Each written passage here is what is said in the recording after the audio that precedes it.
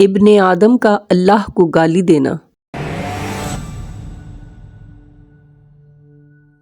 رسول اللہ صلی اللہ علیہ وسلم نے فرمایا کہ اللہ فرماتا ہے ابن آدم مجھے گالی دیتا ہے، حالانکہ اسے لائق نہیں کہ وہ مجھے گالی دے۔ اس کا مجھے گالی دینا یہ ہے کہ میرا کوئی بیٹا ہے۔ صحیح بخاری 3193۔ بسم اللہ الرحمن الرحیم۔ اللہ کے نام سے شروع جو بڑا مہربان نہایت رحم والا ہے۔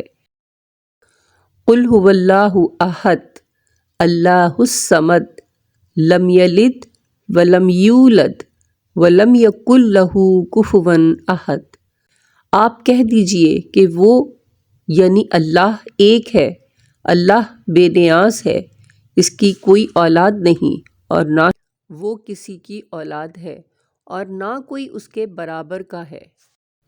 ان مسلمانوں کو ڈرنا چاہیے کہ جو نصارہ کو کرسمس کی مبارکباد دیتے ہیں کہ نعوذ باللہ ان کے مطابق اللہ کے ہاں اولاد کی پیدائش کا دن ہے۔ استغفر اللہ۔ بسم اللہ الرحمن الرحیم۔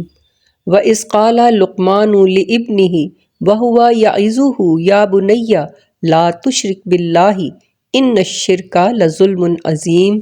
آیت نمبر 13۔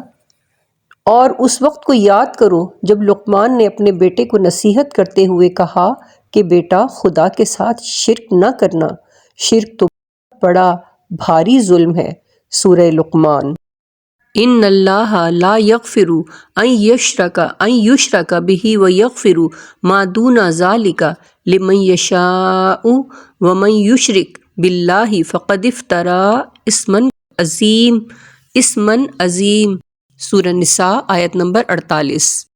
یقیناً اللہ تعالیٰ اپنے ساتھ شریک کیے جانے کو نہیں بخشتا اور اس کے سوا جسے چاہے بخش دیتا ہے، اور جو اللہ تعالیٰ کے ساتھ شریک مقرر کرے اس نے بہت بڑا گناہ اور بہتان باندھا۔ قائم اسلام کو لائک، شیئر اور سبسکرائب کیجیے۔